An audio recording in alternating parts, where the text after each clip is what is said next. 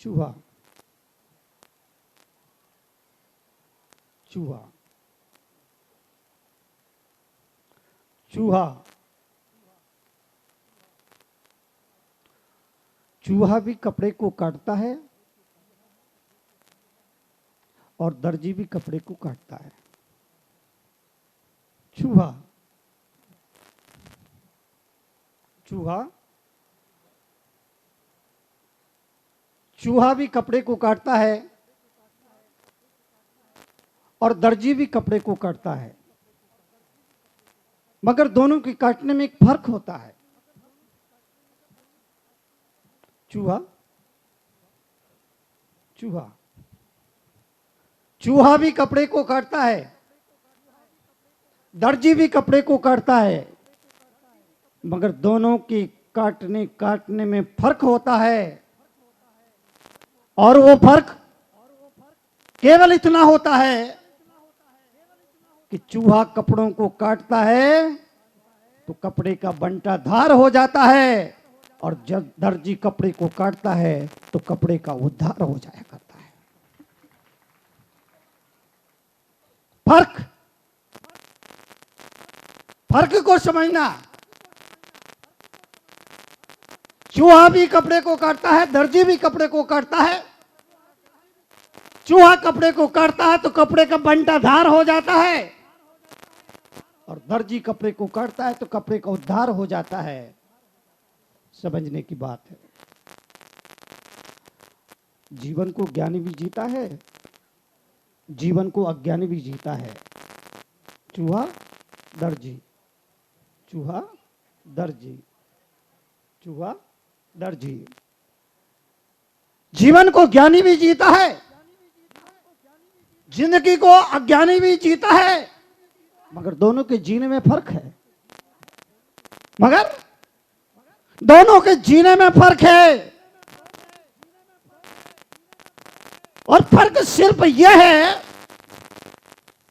ज्ञानी जीवन को जीता है तो जीवन को तीर्थ बनाकर जीता है, और अज्ञानी जीवन को जीता है तो जीवन को तमाशा बना करके जीता है।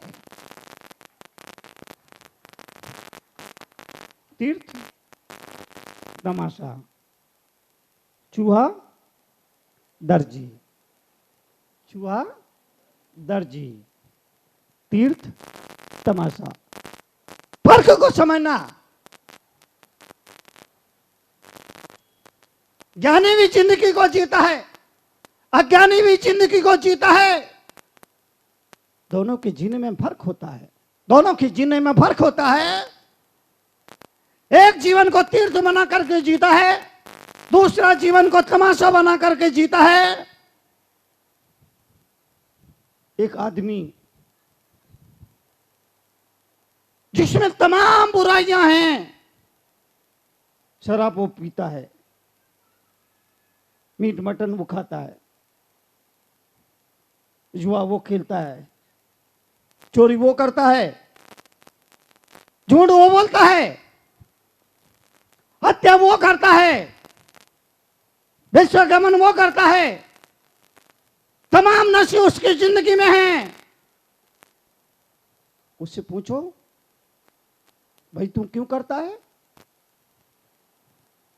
नशा क्यों करता है? भांग खाता है, गांजा पीता है, तंबाकू खाता है। मुल्ला नसरुद्दीन के बारे में मुझे मालूम है, एक दिन 2 फुट लंबे पाइप से हुक्का पी रहा था। 2 फुट 2 फुट लंबे पाइप से 2 फुट लंबे पाइप से हुक्का पी रहा था। किसी ने मुझसे कहा, तू इतने लंबे पाइप से हुक्का क्यों पी रहा है? उसने कहा, जी मुझे डॉक्टर ने तंबाकू से दूर रहने को कहा है। अब बताइए, अब बताइए, अध्यात्म जगत में यह दुर्घटना हमेशा घटी। कहने वाले संतों ने कुछ कहा, सुनने वालों लोगों ने उसका मतलब कुछ निकाला। बताने वाले ऋषियों मुनियों ने कुछ बताया, समझने वालों ने उसका मतलब को समझा। अध्यात्म जगत में यह दुर्घटना घटी। डॉक्टर ने मुझे तंबाकू से दूर रहने को कहा है। तमाम बुराइयां आदमी में, तमाम दुर्गुण उस आदमी में हैं। उससे पूछा, तू भांग खाता है, गांजा पीता है, इसकी वजह क्या है? बोले इसकी वजह बहुत साफ है, भांग तो शिव जी भी खाते थे, इसीलिए मैं तो उनका परम चेला हूं, इसीलिए मैं भी खाता हूं। तो मैंने कहा फिर एक काम कर, शिव जी ने जहर भी पिया था, तुम भी पी। नहीं नहीं नहीं, मैं मर जाऊंगा। तो अब कौन सा जिंदा है? नशा करने के बाद, जीवन में याद रखना, नशा करने के बाद आदमी की दशा ही नहीं बिगड़ती है, आदमी की दिशा भी बिगड़ जाया करती है। कुछ लोग जीवन को तीर्थ बनाकर जीते हैं, कुछ लोग जीवन को तमाशा बनाकर जीते हैं। जो तीर्थ बनाकर जीते हैं वो आगे चल करके तीर्थंकर हो जाते हैं, और जो तमाशा बनाकर जीते हैं वो आगे चल के कंकर हो जाया करते हैं। इसलिए आपसे गुजारिश करूंगा, जीवन के लिए, जीवन के परिवर्तन, जीवन की समृद्धि के लिए आपसे गुजारिश करूंगा, जीवन के लिए आपसे गुजारिश करूंगा। और गुजारिश सिर्फ इतनी, ऊंचा उठना है तो मन से ऊंचा उठिए। ऊंचा उठना है तो मन से ऊंचा उठिए, ऊंचा उठना है तो विचारों से ऊंचा उठिए। इस मुल्क में कहा सर्वे भवन्तु सुखिनः, हमने अपने लिए कुछ नहीं मांगा, हमने अपने लिए कुछ नहीं मांगा। और जब आदमी कहता है कि दुनिया के सभी प्राणी सुखी रहें, तो दुनिया में तो बोलने वाला भी आ जाता है ना, दुनिया में बोलने वाला भी आ जाता है। इसलिए बहुत कुछ नहीं हो सकता, बहुत कुछ नहीं हो सकता है। विचारों को शुद्ध करें, क्योंकि मेरा अपना मानना, गरीब आदमी वो नहीं जिसके पास रुपया नहीं, पैसा नहीं, जमीन नहीं, जायदाद नहीं। गरीब आदमी वो नहीं जिसके पास गाड़ी नहीं, घोड़ा नहीं, बैंक नहीं, बैलेंस नहीं। गरीब आदमी वो नहीं जिसके पास कोठी नहीं, बंगला नहीं, बल्कि गरीब आदमी वो है जो विचारों से गरीब है, भावनाओं से गरीब है। गरीब आदमी वो है जो विचारों से गिर गया। अमीर आदमी वो नहीं जिसके पास करोड़ों अरबों हैं, बल्कि अध्यात्म के पास आने वालों को यह सिखाया जाता है कि अमीर आदमी वो है जो दुख से घबराता नहीं है, और जिंदगी में कोई सुख आए तो इतराता नहीं है, जो दुख से घबराता नहीं। अध्यात्म ने कहा, अध्यात्म के नजर से, अध्यात्म की दृष्टि से कहा गया, जिसे कुछ चाहिए वो भले ही सम्राट हो, पर अध्यात्म की दृष्टि से वो भिखमंगा है। जिसे कुछ चाहिए, जिसे कुछ चाहिए वो भले ही सम्राट हो, पर अध्यात्म की दृष्टि से वो भिखमंगा है। और जिसे कुछ नहीं चाहिए वो भले ही नंगा हो, पर अध्यात्म की दृष्टि से वो चंगा है, पवित्रतम गंगा है, और देश के स्वाभिमान का अरे तिरंगा है। फिर सुन लीजिए एक बार, जिसे कुछ चाहिए, जिसे कुछ चाहिए वो भले ही सम्राट हो, पर वो भिखमंगा है। पर जिसे कुछ नहीं चाहिए वो भले ही नंगा हो, पर अध्यात्म की दृष्टि से वो चंगा है, पवित्रतम गंगा है और स्वाभिमान का प्रतीक तिरंगा है। इसलिए आपसे निवेदन करूंगा, अगर चाहना है, कितना बड़ा आश्चर्य है, कितना बड़ा आश्चर्य है, कितना बड़ा आश्चर्य है कि हम भगवान को तो चाहते हैं, सॉरी, कितना बड़ा आश्चर्य है, कितना बड़ा आश्चर्य है कि भगवान से चाहने वाले ज्यादा हैं, भगवान को चाहने वाले कम हैं। भगवान से बोलो बोलो, भगवान से चाहने वाले ज्यादा हैं और भगवान को चाहने वाले कम हैं। कितना बड़ा ताजुब है, कितना बड़ा ताजुब है, कितना बड़ा ताजुब है, कितना बड़ा ताजुब है। हम गुरु को तो मानते हैं पर गुरु की नहीं मानते। को की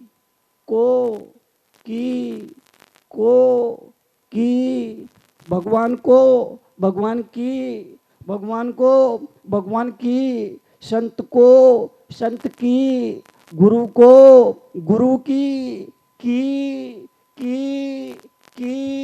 ताला को से नहीं खुलता, की से खुलता है।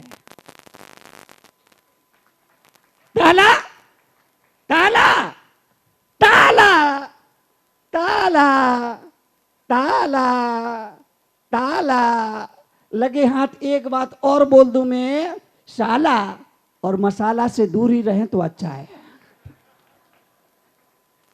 ताला ताला ताला ताला को से नहीं खुलता है, ताला की से खुलता है। इसलिए इस देश के अध्यात्म ने कहा कि महत्वपूर्ण है। अब भगवान को मानते हैं, गुरु को मानते हैं, ईश्वर को मानते हैं, यह उतना महत्वपूर्ण नहीं है। अब ब्रह्मा को मानते हैं, विष्णु को मानते हैं, महेश को मानते हैं, तीर्थंकर को मानते हैं, यह उतना महत्वपूर्ण नहीं है। आप संत को मानते हैं, ऋषि को मानते हैं, मुनि को मानते हैं, आचार्य को मानते हैं, यह उतना महत्वपूर्ण नहीं है जितना कि महत्वपूर्ण यह है अपने आदर्शों की मानिए।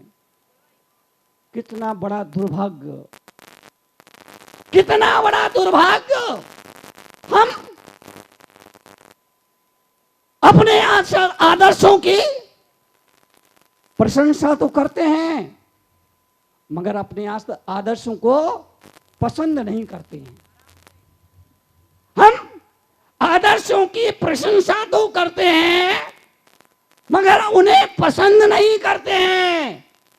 जबकि कहा हमने आदर्शों की प्रशंसा की। राम को मिलने वाले लोगों ने राम चदरिया ओढ़ करके अपने कर्तव्य की तीसरी समझ ली। राम को मानने वाले लोगों ने राम चदरिया ओढ़ करके अपने कर्तव्य की इतिश्री मान ली। जीसस को मानने वाले लोगों ने अपने गले में सूलियां लटका कर अपने कर्तव्य की इतिश्री मान ली। मुझे बड़ा ताज्जुब होता है, गला सूली पे लटकाने के लिए होता है या सूली गले में लटकाने के लिए होती है? विचार करिए, गला सूली पर लटकाने के लिए होता है या गले में सूली लटकाने के लिए होता है? यह दुर्घटना अध्यात्म जगत में घटी। किसी ने सूली लटका करके अपने कर्तव्य की तीसरी मान ली, किसी ने रामचंद्र ओढ़ करके अपने कर्तव्य की तीसरी मान ली। इंदौर में था, मैं आहार करके वापस लौट रहा था। एक साइन बोर्ड लगा था दुकान का, उस पर लिखा था महावीर वस्त्र भंडार। मुझे बड़ी हंसी आई। अरे जिस महावीर के तन पर एक चिंदी तक नहीं थी, जिस महावीर के तन पर एक चिंदी भी नहीं थी, महावीर के मानने वाले लोगों ने पूरी थान लपेट दी। 500 का नोट मेरे पास लाया गया, मैंने उसको उलट पलट के देखा, दोनों तरफ गांधी।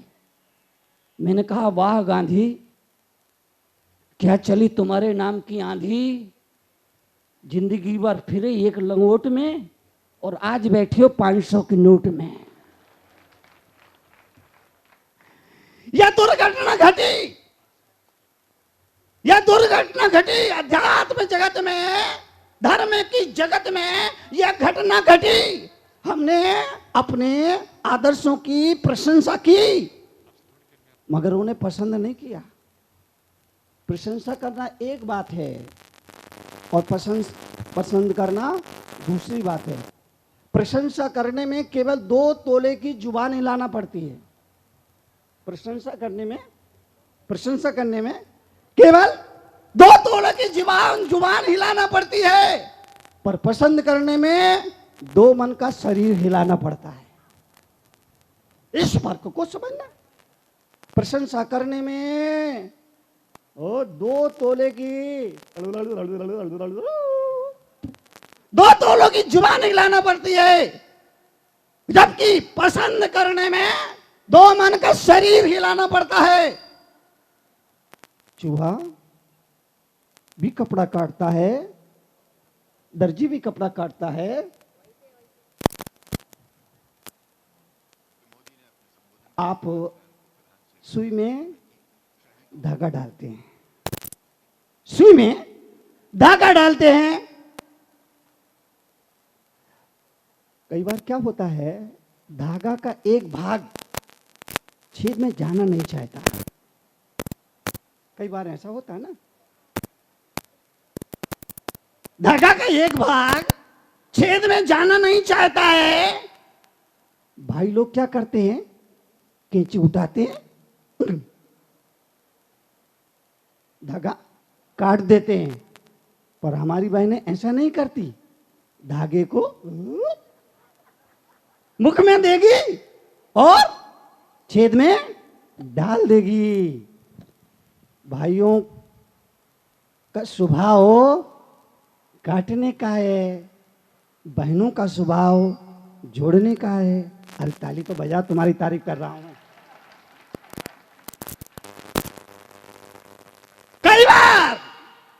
कई बार ऐसा होता है, सुई में धागा डालना है, एक भाग धागा में जाना नहीं चाहता है, भाई लोग उसको काट देते हैं, बहनें काटती नहीं है, मुख में देंगी और डाल देंगी।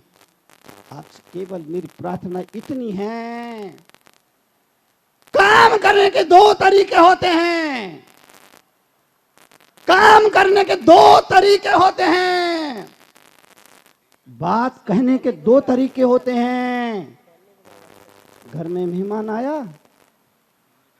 आपने उसकी बहुत पूछ परख की, भोजन के लिए पूछा, भोजन के लिए बुलाया और कहा आइए आइए आप भोजन कर लीजिए। बड़े प्रेम से बुलाया, उसने बड़े प्रेम से भोजन किया। एक तरीका यह है और दूसरा तरीका यह है, आओ तुम भी ठूस लो। अब क्या होगा, ठूसेगा या ठूसा मारेगा? बोलो। तरीका, जीने के भी 2 तरीके होते हैं, जीने के भी 2 तरीके होते हैं, सोचने के भी 2 तरीके होते हैं, खाने के भी 2 तरीके होते हैं, बोलने के भी 2 तरीके होते हैं, जीने के भी 2 तरीके होते हैं। दूसरा तरीका अपनाने वाला ज्ञानी हो जाता है। पहला तरीका अपने वाला ज्ञानी होता है, दूसरा तरीका अपना वाला अज्ञानी होता है। कपड़े को बोलो, चूहा भी काटता है, कपड़े को दर्जी भी काटता है। ज्ञानी जीवन को तीर्थ बनाकर जीता है, अज्ञानी जीवन को तमाशा बनाकर जीता है। जीने के 2 तरीके हैं। बुखार आ जाए घबराना मत, जिंदगी में कोई दुख आ जाए घबराना मत, जिंदगी में कोई दुख आ जाए घबराना मत, बल्कि सोचना दुख तो दूध के दांत हैं और दूध के दांतों का जाना तय है। अगर कभी जिंदगी में दुख आए, अगर जिंदगी में कभी तकलीफ आए, जिंदगी में कभी परेशानी आए, जिंदगी में कोई कष्ट आए, जिंदगी में कोई चिंता आए, घबराना मत, बल्कि सोचना दुख तो दूध के दांत हैं। कल एक बच्चा आया, छोटा बच्चा, इंदौर से, आज मेरे जी बैठे हैं, संदीप इनका बेटा था, छोटा बच्चा बोले मुनि जी मेरे दांत टूट गए।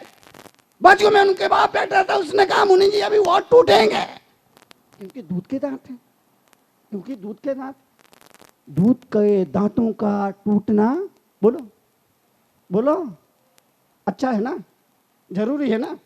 दूध के दांतों का टूटना जरूरी है, क्यों? अगर दूध के दांत नहीं टूटेंगे तो कायमी दांत नहीं आएंगे। अगर जिंदगी में कोई दुख ना आए तो सुख क्या होता है ये आपको पता ही नहीं चलेगा। अगर जिंदगी में कभी दुख आ जाए, घबराना मत, घबराना मत। अगर जिंदगी में कोई परेशानी आ जाए, घबराना मत, बल्कि भगवान से प्रार्थना करना, मेरे मालिक तूने मुझे इतने इतने मीठे मीठे फल दिए, अगर उन मीठे फलों में एक आध कड़वा फल आ गया तो शिकायत मत करना, शिकायत मत करना, शिकायत मत करना कि तूने उसको वो दिया, वो दिया, वो दिया, वो दिया, वो दिया, मेरे को कुछ नहीं दिया, नहीं, बल्कि कहना कि बहुत सारे फल मीठे दिए, अगर उसमें एक कड़वा फल आ गया तो अच्छा ही हुआ। उस कड़वा फल को खाने के बाद ही मीठे फल क्या होते हैं ये मैं पहली बार जान पाया, पहली बार समझ पाया। शिकायत मत करो। लोग भगवान से प्रार्थना के नाम पर शिकायत करने बैठ जाते, बैठते हैं प्रार्थना करने के लिए, बैठते हैं प्रार्थना करने के लिए और शिकायत करना शुरू कर देते हैं। और पहला ही शर्ट का बटन अगर गलत काज में लग जाए तो सारे बटन फिर गलत काज में लगते जाते हैं।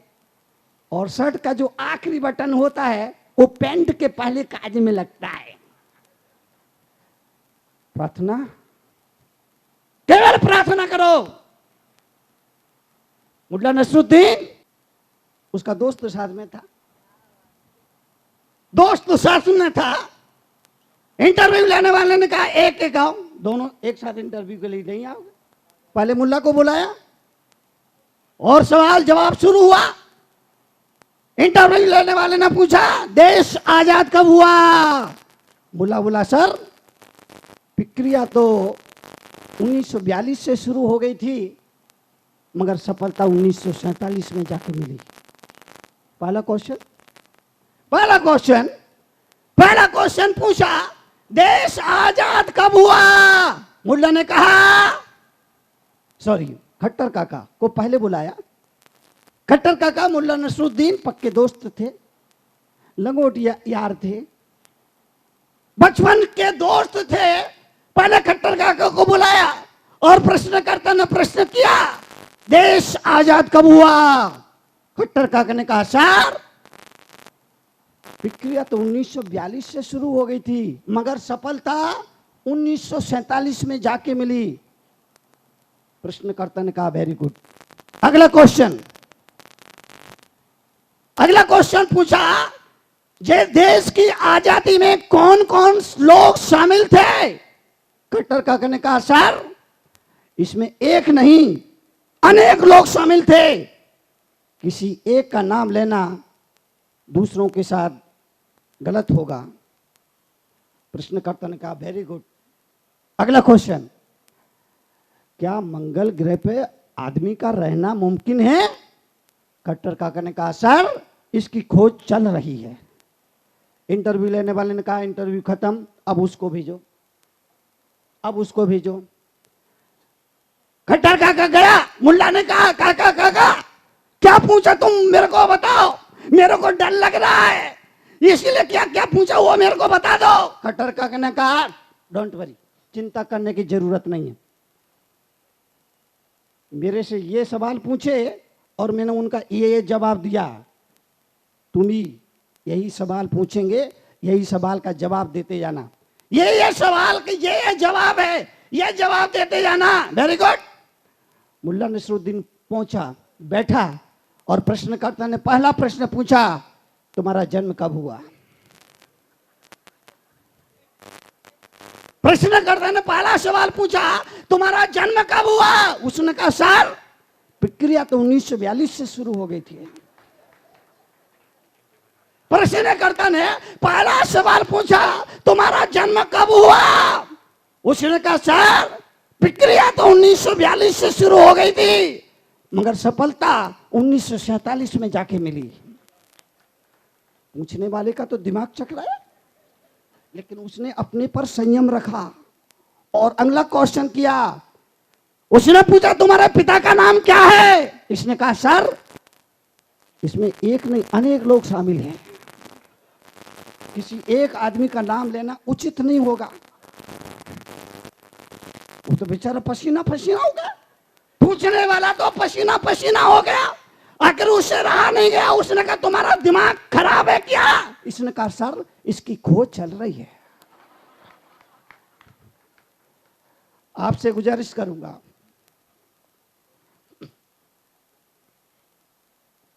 नारायण श्री कृष्ण ने कभी सवाल पूछे थे, श्री कृष्ण ने उनका जवाब दिया था। राजा सैनिक ने महावीर से 60,000 सवाल पूछे थे, महावीर ने उनका जवाब दिया था। चक्रवर्ती भरत ने ऋषभ देव के समोचरण में ऋषभ देव से सवाल पूछे थे, जवाब दिया था। और मैं लोगों से ये गुजारिश करना चाहता हूं, आज के अर्जुन ने अपने सवाल बदल दिए हैं, इसीलिए श्री कृष्ण ने जो जवाब दिया वो काम नहीं आएंगे, महावीर ने जो जवाब दिया वो काम नहीं आएंगे। क्यों?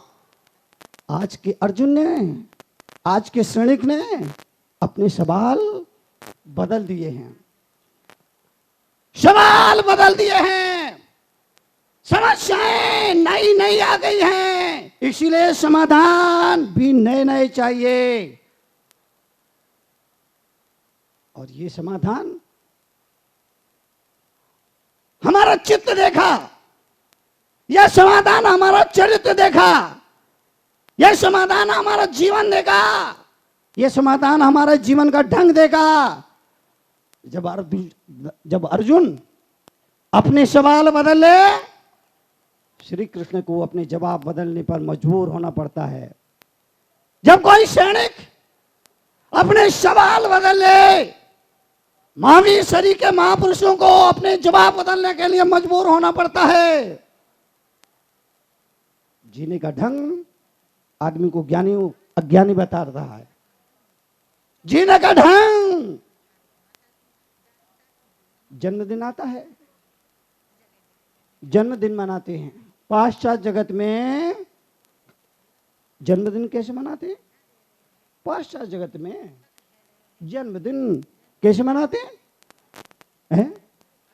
जिसका जन्मदिन होगा, पाश्चात्य जगत में जन्मदिन मनाने के लिए वो बनाते हैं, क्या बोलते हैं? केक। केक बनाते हैं, मोमबत्तियां जलाते हैं, फिर जिसका जन्मदिन हो उसके हाथ में छुरी पकड़ाते हैं। पाश्चात्य जगत में, पाश्चात्य जगत में केक बनाते हैं, मोमबत्तियां जलाते हैं, जिसका जन्मदिन हो उसके हाथ में छुरी पकड़ाते हैं, केक को काटते हैं, मोमबत्तियों को फूंक मारकर बुझाते हैं और बोलते हैं हैप्पी, बोलते हैं हैप्पी बर्थडे टू यू। जब आप केक पर थूक मारोगे तो थूक भी गिरेगा। जब आप केक पर थूक मारोगे तो थूक भी गिरेगा। फिर उस फूके फूके केक को कैसे नाच नाच के खाते हैं? थूके फूके, थूके फूके, उस फूके हुए केक को कैसे नाच नाच के खाते हैं? मैं आपसे गुजारिश करना चाहता हूं, भारत हमेशा प्रकाश का पुजारी रहा। भारत भारत भारत भारत हमेशा प्रकाश का पुजारी रहा। हमारे यहां जन्मदिन पर दीप बुझाते नहीं हैं, दीप जलाते हैं। दीप को बुझाना अपशकुन माना गया है ना। दीप को बुझाना अपशकुन माना गया है। भारत प्रकाश का पुजारी रहा। हमने कहा असतो मां सतगमय, हे प्रभु तू मुझे अंधेरे से प्रकाश की ओर ले चल। प्रार्थना में कहा तमसो मां ज्योतिर्गमय, हे प्रभु तू मुझे अंधकार से प्रकाश की ओर ले चल। तमसो मां ज्योतिर्गमय, तू मुझे अंधकार से प्रकाश की ओर ले चल। लेकिन जब आप मोमबत्ती फूंक मार कर बुझाते हो तो मुझे लगता है जैसे आप कह रहे हो, हे प्रभु तू मुझे प्रकाश से।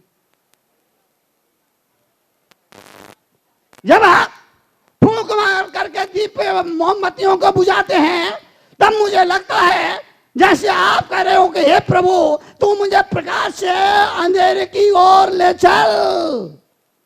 आपसे गुजारिश करूंगा, जन्मदिन मनाना है तो मैं जैसा कहूं वैसा कर लो तो अच्छा होगा। जिसका जन्मदिन है थोड़े से पीले चावल ले, 5 रंग में उनको रंग ले, सफेद, लाल, हरा, नीला, पीला, उन चारों चावलों को 5 रंग में रंग लीजिए। फिर उन 5 रंगों में से रंगे चावलों से स्वास्तिक बनाइए। 20 दिए उस स्वास्तिक पर रखिए। बीच में एक बड़ा दिया रख लीजिए। 20 दिए जो आपके दोस्त यार मित्र परिवार में चाचा चाची ताऊ ताई मम्मी पापा सबसे एक एक दिया जलवाइए। और बीच में जो बड़ा दिया रखा है घर में जो सबसे बुजुर्ग हो उसके हाथों से वो दिया जलवाइए। और जब दिए जल जाए और जब सारे दिए जल जाए वो थाल उस व्यक्ति के, उस बेटे के, उस बेटी के हाथ में पकड़ा दीजिए जिसका आज जन्मदिन है। और थाल उसके हाथों में पकड़ा करके भगवान के सामने खड़े कर दीजिए और बोलिए ज्योति से ज्योति जलाते चलो, गाते चलो, गुनगुनाते चलो, ज्योति से ज्योति जलाते चलो। आरती उतारिए। जन्मदिन है तो दर्शन मंदिर ले जाइए। आपके बेटे का जन्मदिन है तो मंदिर ले जाइए, अभिषेक करवाइए, पूजा करवाइए, गुरु के पास ले जाइए, आशीर्वाद दिलवाइए, बड़ों को ढोंग दिलवाइए, बड़ों को ढोंग दिलवाइए,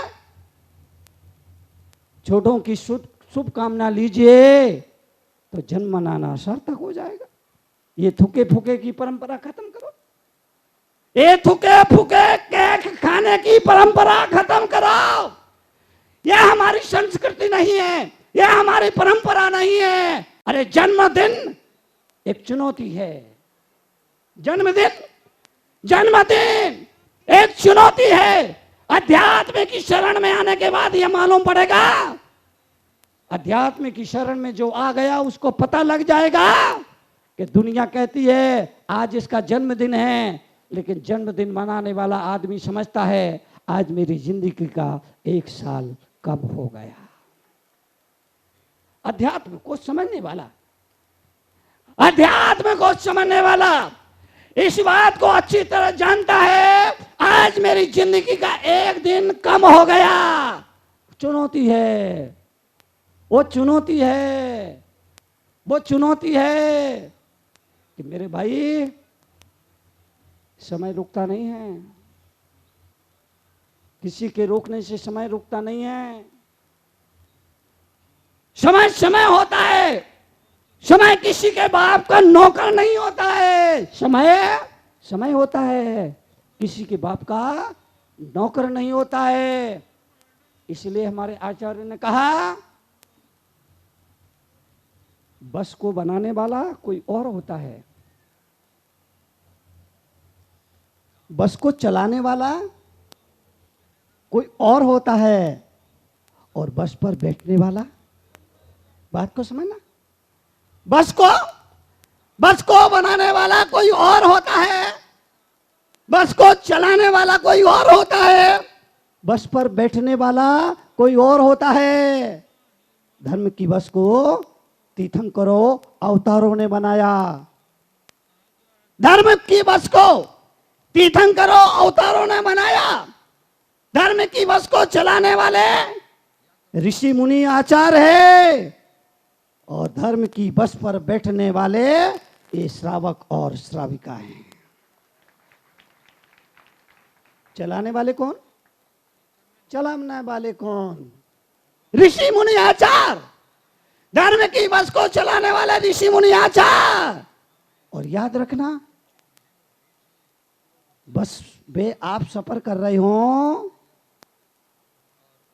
तो सफर करने वाला तो सो सकता है, मगर ड्राइवर, बोलो बोलो, सफर करने वाला बस में सो सकता है, मगर ड्राइवर नहीं सो सकता।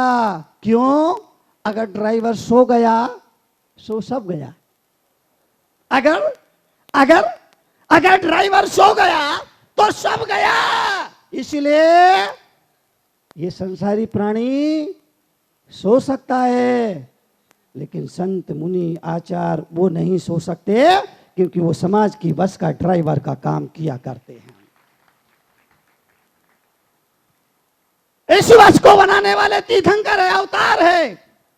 धर्म की बस ऋषि मुनि आचार्य इसके ड्राइवर हैं, आप इसके सफर करने वाले लोग हैं। लेकिन एक बात और लगे हाथ पूछ लूं, बस पे टिकट लेके बैठना चाहिए या बिना टिकट बैठना चाहिए? बोलो, टिकट लेके बैठना चाहिए। अगर बिना टिकट लेके बैठे तो कान पकड़ के गेट आउट फ्रॉम दिस बस। कान पकड़ के आप विचार करो, आपने टिकट ली है क्या? आपने बस में, धर्म की बस में बैठने के लिए टिकट ली है क्या? वो टिकट कौन सी? परोपकार की टिकट। मैं कभी मांसाहार नहीं करूंगा, ऐसा संकल्प ले लिया आपने, इस बस की टिकट ले ली। मैं कभी शराब सेवन नहीं करूंगा, अगर आपने ये संकल्प ले लिया, आपने बस में बैठने की टिकट ले ली। मैं कभी अंडा नहीं खाऊंगा, अंडा अंडा अंडा अंडा अंडा अंडा। हे सखे, क्या हुई बुद्धि को तुम्हारी, जो अंडा को कहते हो शाकाहारी, दूध को बता रहे मांसाहारी? हे सखे, क्या हुआ बुद्धि को तुम्हारी? कैसे गई बुद्धि तुम्हारी मारी, जो अंडा को कहते हो शाकाहारी, दूध को बता रहे हैं मांसाहारी? अरे विज्ञान ने बताई अंडे में अनेक बीमारी। धर्म कहता अंडा है प्योर मांसाहारी। अरे अंडा है तामसिक आहार, दूध है सात्विक आहार। अंडा को छोड़कर धर्म से जीवन जोड़कर तू पापों से बच जा, धर्म संग रच पच जा। और शाकाहारी करता अंडे से नफरत, दूध को समझता वो सदा अमृत। आप कहोगे कैसे? तो यूं समझो जैसे सरदार सिर से मुंडे नहीं होते और मुनियों के संग में गुंडे नहीं होते। सरदार सरदार सरदार सिर से मुंडे नहीं होते, मुनियों के संग में गुंडे नहीं होते। हर एक माह में 5 संडे नहीं होते, हर एक तीर्थ पर काशी के पंडे नहीं होते, दागते अंगारे कभी ठंडे नहीं होते, हर एक देश के एक से झंडे नहीं होते,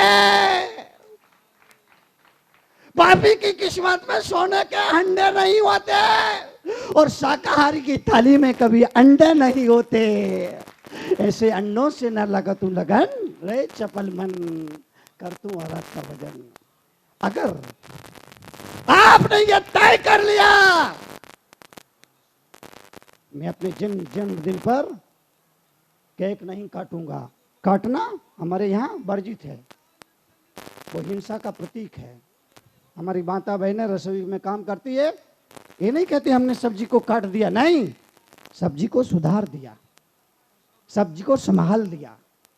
काटना काटना हमारी संस्कृति में शब्द नहीं है, काटना हिंसा है। अगर आपने ये तय कर लिया कि हम अपने जन्मदिन पर केक नहीं काटेंगे, केक में 95% अंडा मिला होता है। अपने बच्चों को बताइए, बच्चे तो भोले हैं, एकदम भोले हैं, उनको कुछ नहीं मालूम, जो आप बता दोगे वो ठीक है, जैसा बता दोगे वैसा होगा। बच्चे तो बच्चे हैं। 2 साल के बच्चे को लेके एक महिला पार्टी में गई, छोटा बच्चा, 2 साल का बच्चा, महिला अपने बेटे को लेकर के पार्टी में गई थी। अमीर घरों की महिलाएं थी, वो भी अपने बेटे को लेकर के गई। छोटे बच्चे ने कहा मम्मी मम्मी मुझे पेशाब जाना है। मैंने कहा चुप बेटा, ऐसा नहीं बोलते, सब लोग क्या समझेंगे। बड़ी कंजूस महिला है। एक वो क्या वो नहीं रख सकी, क्या बोलते हैं बच्चों को संभालने वाली, क्या बोलते हैं, आया आया आया आया राम गया राम, आया नहीं रहा। बहुत कंजूस है, बहुत कंजूस महिला है, अमीर घर की महिला होकर के इतने कंजूस बच्चे को संभालने के लिए। मैंने कहा बेटा चुप, ऐसा नहीं बोलते। बेटा चुप हो गया, पर कितनी देर चुप रहता, 5 मिनट बाद फिर बोला मम्मी मम्मी मुझे तो पेशाब जाना। चुप, बच्चा घबरा गया, चुप हो गया, पर कब तक चुप रहता। थोड़ी देर बाद फिर बोला मम्मी मम्मी मुझे जोर से। माँ को आया गुस्सा, हाथ पकड़ा, बाहर ले गई, एक थप्पड़ दिया, एक थप्पड़ दिया। बेटे ने कहा माँ तुमने मुझे मारा क्यों? मारा क्यों? हाँ तूने मेरी बेइज्जती कर दी, बेइज्जती कर दी। माँ मेरे से गलती क्या हो गई? बेटा ऐसा नहीं बोलते, पेशाब जाना पेशाब जाना। अब ध्यान रखने का, जब भी तुझे पेशाब आए तो बोलना मम्मी मम्मी मुझे गाना गाना, गाना गाना। ठीक है मम्मी, ऐसे ही बोलूंगा। अब जब भी पेशाब आएगी मैं बोलूंगा मम्मी मम्मी मुझे गाना गाना। बच्चे को समझा दिया, छोटा बच्चा था, जो दिखाओगे वो देख लेगा, जो सिखाओगे वो सीख लेगा, जो बताओगे वो सुन लेगा, जो समझाओगे वो समझ लेगा। माँ ने बता दिया। अब जब भी तुझे पेशाब जाना हो तो ऐसा मत बोलना मुझे पेशाब जाना, बल्कि ये बोलना कि मम्मी मम्मी मुझे गाना गाना है। महिलाएं अपने अपने घर आ गई, पार्टी खत्म हुई। शाम को वो बच्चा अपने पापा के साथ सोता था, पापा के साथ सो रहा था। रात के यही कोई 11 बजे होंगे। उसने कहा पापा पापा मुझे गाना गाना है। पापा ने सुना, अनसुना कर दिया। पापा ने सोचा सपने में बड़बड़ा रहा होगा। थोड़ी देर बाद बोला पापा पापा मुझे गाना गाना है। फिर उसी बात को बोला। पापा ने कहा बेटा रात में गाना नहीं गाते, सुबह गाना गा लेना। बच्चा चुप हो गया। थोड़ी देर बाद फिर बोला पापा पापा मुझे तो गाना गाना है। पापा ने समझाया, बेटा रात में गाना नहीं गाते, अभी तू गाना गाएगा तेरे भैया की नींद खुल जाएगी, तेरी मम्मी की नींद खुल जाएगी, सबकी नींद खुल जाएगी। बेटा रात में गाना नहीं गाते, चुप हो जा, सुबह गा लेना। बच्चा चुप हो गया। थोड़ी देर बाद फिर बोला, पापा पापा मुझे तो जोर से गाना गाना है। पापा ने कहा ये मानेगा नहीं। आखिरकार पापा ने कहा, बेटा धीरे से मेरे कान में गा ले। पापा कान में गा लो क्या? हाँ लेकिन धीरे से गाना। अब आगे क्या हुआ मुझे नहीं मालूम, पर मैं आपसे गुजारिश करूंगा, बच्चों को बताइए, बेटा आज तुम्हारा जन्मदिन है, चलो बेटी की उंगली पकड़ करके मंदिर लाओ। बेटे की उंगली पकड़ करके बड़ों के सामने ढोक देना सिखाओ, ढोक देना सिखाओ, नतमस्तक होना सिखाओ, ढोक देना सिखाओ। और ये नई पीढ़ी है ना, ये सिखाने से नहीं सीखती। इसको जो भी आप सिखाना चाहते हो वो दिखाना शुरू कर दो, अपने आप ही सीख जाएगी, अपने आप सीख जाएगी। बच्चे बहुत है, बहुत इंटेलिजेंट बच्चे, बहुत इंटेलिजेंट बच्चे, बहुत इंटेलिजेंट बच्चे पैदा हो रहे हैं। इतने इंटेलिजेंट बच्चे पैदा हो रहे हैं, इतने इंटेलिजेंट बच्चे पैदा हो रहे हैं, आप सोच नहीं सकते। ये सिखाने से नहीं सीखती है, ये दिखाने से सीख जाती है। पति पत्नी आए, साथ में उनका 4 साल का बच्चा था। माँ बाप ने कहा, बेटा मुनि जी को ढोंक दे, ढोंक दे, ढोंक दे, ढोंक दे। बेटा ढोंक नहीं दे रहा था। बाप ने कहा, बेटा ढोंक दे, ढोंक दे, ढोंक दे। बेटा ढोंक नहीं दे रहा था। आखिरकार बाप ने बच्चे की गर्दन पकड़ी और अरे मैंने कहा, बड़ा प्यारा बच्चा है, इसकी गर्दन क्यों पकड़ते हो? बोले मुनि जी ये आपको ढोंक नहीं दे रहा था, ढोंक नहीं दे रहा था। मैंने कहा, ना बाबा ये तरीका नहीं है। मैंने कहा, आप क्या चाहते हैं? बोले हम ये चाहते हैं ये आपके हाथ जोड़ के बंधन करे, ये आपको ढोंक देकर नमन करे। मैंने माँ बाप से इशारे में कहा, आप हाथ जोड़ के खड़े हो जाइए। माँ बाप हाथ जोड़ के खड़े हो गए। बच्चे ने देखा, बच्चे ने भी हाथ जोड़ लिए। मैंने इशारा किया, अब तुम झुक कर प्रणाम करो। माँ बाप झुके, माँ बाप को झुकता देखकर बच्चा भी झुक गया और इस तरह ढोंक देना पूरा हुआ। अब मैंने कहा, ये तो हुआ मीठा प्रवचन, अब कड़वा प्रवचन यहाँ से शुरू करता हूँ। बोले क्या हुआ मुनि जी? अरे मैंने कहा, तुम तो बच्चे को कह रहे थे मुनि जी को ढोंक दे, मुनि जी को ढोंक दे, मुनि जी को ढोंक दे, मेरे को बहुत डर लग रहा था। अरे बोले मुनि जी इसमें डरने की क्या बात है? अरे बोले, मैंने कहा डरने की बात है। बोला मुनि जी इसमें डरने की क्या बात है? मैंने कहा डरने की बात तो ये है, तुम तो कह रहे थे मुनि जी को ढोंक दे, मुनि जी को ढोंक दे, मुनि जी को ढोंक दे, लेकिन मैं समझा, मैं डर इसलिए रहा था कहीं ये ना समझ जाए कि मेरे पिताजी कह रहे मुनि जी को ठोक दे, मुनि जी को ठोक दे, मुनि जी को, तो मैं तो बेवजह ठुक जाऊंगा ना, क्योंकि वो ठुकने से परिचित है, रोज ठुकता है। ढोंक देने से परिचित नहीं है, ठुकने से परिचित, क्योंकि रोज ठुकता है। मैंने कहा ये नई पीढ़ी ये सिखाने से नहीं सीखती है, ये नई पीढ़ी दिखाने से अपने आप सीख जाती है।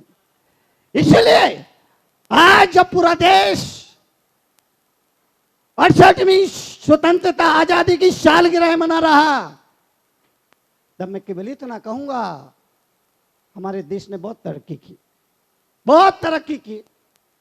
भारत का कोई मुकाबला नहीं, और भारत का इसीलिए मुकाबला नहीं, भारत को भारत सिर्फ इसीलिए कहा जाता है क्योंकि भारत सबको निभाता है, इसीलिए भारत माता है।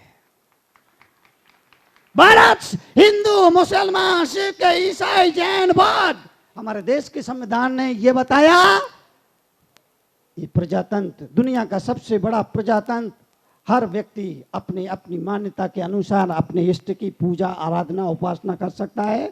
हमारा संविधान इसकी अनुमति देता है। भारत का कोई मुकाबला नहीं। अमेरिका का बच्चा, बालक का बच्चा, दोनों बच्चे बैठ करके अपने अपने देश के बारे में बात कर रहे थे। अमेरिका के बच्चे ने कहा हमारे देश ने इतनी तरक्की की, इतनी तरक्की की, इतनी तरक्की की कि अब हमारे यहाँ शादियां भी ईमेल से होती है।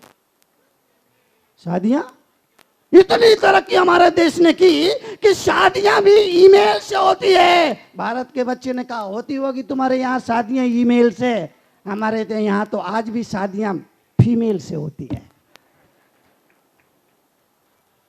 आजादी के 68 साल गुजरे, देश ने तरक्की की, विकास किया, आगे बढ़ा, लेकिन वो मंजिल हमारी नहीं है, मुकाम नहीं है। नरेंद्र मोदी ने अपने उद्बोधन में कहा अगर 1.25 अरब की जनता एक एक कदम आगे बढ़ती है तो देश 1.25 अरब कदम आगे 1 मिनट में बढ़ सकता है। बढ़िए, आगे बढ़िए, लेकिन हम प्रमाद में बैठे हैं, आलस कर रहे हैं, कल कर लेंगे, परसों कर लेंगे, आज का काम कल पे डाल रहे हैं, कल का काम परसों पे डाल रहे हैं। काम बढ़ता जाता है, फिर तनाव बढ़ता है, टेंशन बढ़ता है, डिप्रेशन बढ़ता है, अवसाद बढ़ता है, कुंठा बढ़ती है और आदमी डिप्रेशन में आ जाता है। फिर कुछ काम का नहीं रहता है, बस बैठे बैठे सोचता रहता है, सोचता रहता है, सोचता रहता है। उस गधे की तरह जिसके सामने घास डाल दी, गधे के सामने घास डाल दी, लेकिन घास डालने के बाद गधे ने कहा दाएं तरफ की घास खाऊं या बाएं तरफ की खाऊं, दाएं तरफ की खाऊं या बाएं तरफ की खाऊं। एक मन बोला बाएं तरफ की घास खाता हूं, तभी दूसरा मन बोला क्यों क्यों क्यों दाएं तरफ की खाता है, क्यों बाएं तरफ की घास ने तेरा क्या बिगाड़ा है। दूसरा मन कहता है नहीं नहीं नहीं बाएं तरफ की घास खाता हूं, ठीक है। तब मन कहता है क्यों दाएं तरफ की घास ने तुझे कोई गालियां दी क्या। नहीं नहीं नहीं नहीं तो दाएं तरफ की घास खाता हूं। गधा खड़ा है, घास पड़ी है, सोच रहा है किधर की घास खाऊं, किधर की घास खाऊं, दाएं तरफ की खाऊं या बाएं तरफ की खाऊं। कहते हैं वो गधा 3 दिन तक खड़ा रहा, घास पड़ी रही, गधा गिर गया। हमारा जीवन का यह दुर्भाग्य है, इस मुल्क का आदमी केवल सोचता है सोचता है सोचता है सोचता है, सोच सोच में ही प्रमाद में पड़ा, आलस्य में पड़ा। आलस्य सफलता का सबसे बड़ा दुश्मन है। मुल्ला नसरुद्दीन के बारे में आज मुझे बहुत सारी बात याद आ रही है। एक क्लास में प्रिंसिपल था, 15 अगस्त का दिन, 15 अगस्त का दिन आया, उसने अपने सर्वेंट को बुलाया और कहा कल 15 अगस्त है, ध्वजारोहण करना, मुझे झंडा फहराना है, इसलिए एक तिरंगा झंडा बनवा कर ले आओ। कपड़ा दिया और कपड़ा दे ही रहा था, मुल्ला नसरुद्दीन की पत्नी ने कहा अरे सुनते हो कितने दिन से तुमसे बोल रही हो मेरे लिए एक पेटीकोट बनवा दो, मगर तुम सुनते ही नहीं हो। अब जब वो दर्जी के पास जा रहा है तो मेरा कपड़ा भी दे दो, पेटीकोट बन जाएगा। मुल्ला नसरुद्दीन ने कोई हर्ज नहीं समझा, नौकर से कहा ये कपड़ा है, इसका तो तिरंगा बनवाना है और ये कपड़ा इसका पेटीकोट बनवाना है। नौकर ने कहा ठीक है, गया, नौकर ही था ना, कहा इसका तिरंगा बना देना, इसका पेटीकोट बना देना। उसने बाकायदा जिसका तिरंगा बनाना था तिरंगा बना दिया, जिस कपड़े का पेटीकोट बनाना था पेटीकोट बना दिया और दोनों को अलग अलग कागजों में लपेट दिया, कहीं मिल ना जाए, इसलिए 2 बंडल बना दिए, नौकर को थमा दिए। नौकर ने कहा कि मालूम कैसे पड़ेगा ये तिरंगा किस में है और पेटीकोट में, इसलिए उसने क्या किया, उन दोनों बंडलों पे लिख दिया, जिसमें तिरंगा था उसमें लिख दिया भूल से पेटीकोट और जिसमें पेटीकोट था उसमें लिख दिया तिरंगा।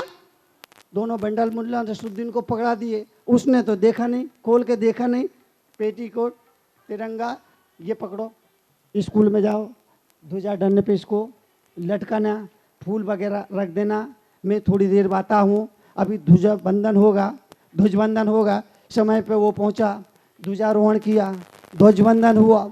जैसे ही ध्वजा फहराई उसने अपना भाषण देना शुरू कर दिया, प्यारे बच्चों ये झंडा हमारी आजादी का प्रतीक है, हम इस झंडे के नीचे जन्मे हैं, पले हैं, पुसे हैं और इसी झंडा की छत्र छाया में जिएंगे और मरेंगे। इस झंडे की आन बान शान के लिए हम अपनी जान भी दे देंगे। जय हिंद। आगे क्या हुआ मुझे नहीं मालूम, आगे की बात मैं बताता नहीं, जानबूझ के नहीं बताता हूं, लेकिन मकसद समझिए, हमारे जीवन की सफलता का सबसे बड़ा कोई दुश्मन है प्रमाद, आलस। हम लापरवाही हो गए, हम टालने के आदी हो गए। हर काम को टालते हैं, टालते हैं, टालते हैं, टालते हैं। कल कल कल कल कल करते कल कभी आता नहीं है और जिंदगी में काल आ जाता है। देश आगे बढ़ेगा, समाज आगे बढ़ेगा, लेकिन उससे पहले व्यक्ति को आगे बढ़ना होगा।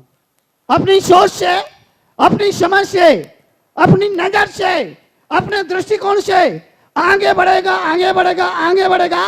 इतना आगे बढ़ सकता है एक आदमी। महात्मा गांधी को आज के दिन याद किया जाता है, भगत सिंह आजाद को याद किया जाता है, चंद्रशेखर को याद किया जाता है। वो स्वतंत्रता सेनानी जिन्होंने अपने बलिदान दे करके इस देश को बेड़ियों गुलामी की जंजीरों से मुक्त किया। आज हम उनको याद करते हैं। तो सिर्फ इसीलिए करते हैं कि अपने लिए जीते हैं। कुछ लोग केवल अपने परिवार के लिए जीते हैं, कुछ लोग अपने समाज के लिए जीते हैं और कुछ लोग अपने देश के लिए जीते हैं। सिर्फ परिवार के लिए जीने वाले लोग दुनिया में बहुत ज्यादा हैं, लेकिन परिवार के अलावा जिस समाज में तुम्हारा जन्म हुआ वो समाज ऊंचा कैसे उठे, इसके लिए जीने वाले थोड़े लोग होते हैं। पर उससे भी कम जो परिवार के लिए जीते हैं, समाज के लिए जीते हैं और जिस देश में हमारा जन्म हुआ उस देश की तरक्की कैसी हो, उन्नति कैसी हो, वो देश सर्वोच्च कैसे बने, इसका ध्यान रखने वाले लोग थोड़े से होते हैं। आज आज़ादी की सालगिरह पर पूरा देश खुशियां मना रहा है और हर आदमी में ये जज्बा पैदा होना चाहिए कि मुझे अपने परिवार के लिए ही नहीं करना है, बल्कि कुछ अपने समाज के लिए भी करना है और अपने देश के लिए भी करना है। अगर 5 साल के लिए, मेरा अपना मानना है, 5 साल के लिए अगर देश से भ्रष्टाचार खत्म हो जाए तो देश से गरीबी खत्म हो जाएगी, देश से भूखमरी खत्म हो जाएगी, देश से अशिक्षा का जो रोग है वो अपने आप खत्म हो जाएगा। भ्रष्टाचार इतना बढ़ गया, भ्रष्टाचार इतना बढ़ गया, भ्रष्टाचार इतना बढ़ गया, एक आदमी जिंदगी से परेशान हो गया। इतना परेशान हुआ उसने सोचा इस बदतर जिंदगी से बेहतर है मैं मर जाऊं। ये सोच करके वो दुकान पर पहुंचा, जहर लाया, जहर को भोजन में मिलाया, भोजन मिला, जहर खाया, सो गया। अगले दिन आराम से उठा, क्योंकि जहर में मिलावट थी, क्योंकि जहर में मिलावट थी। जब अगले दिन आराम से उठा, उसे लगता है भगवान को मेरी मृत्यु अभी स्वीकार नहीं है, तो ठीक है खुशियां मनाना चाहिए। खुशियां मनाने के लिए वो दुकान पर गया, 4 पेड़े खरीद कर लाया, पेड़े खरीद के खाया, खा कर के सो गया, आज तक नहीं उठा। मतलब पेड़ों में मिलावट। तो मैं निवेदन ये करना चाहता हूं कि मरने के लिए जहर की तो बात दूर है, जिंदा रहने के लिए भोजन की तो बात दूर है, मरने के लिए शुद्ध जहर तक नहीं मिल रहा है। इसके लिए जिम्मेदार देश के चंद नेता नहीं बल्कि देश का आम नागरिक भी है। हर व्यक्ति अपनी अपनी जिम्मेदारी को समझे, सब कुछ बदल जाएगा। एक नया युग होगा, एक नया देश होगा, एक नया समाज होगा, एक नया परिवार होगा और वहां से हमारी जिंदगी उस देश की शुरुआत होगी। आपने सुना, धन्यवाद। जय कर गुरुदेव का।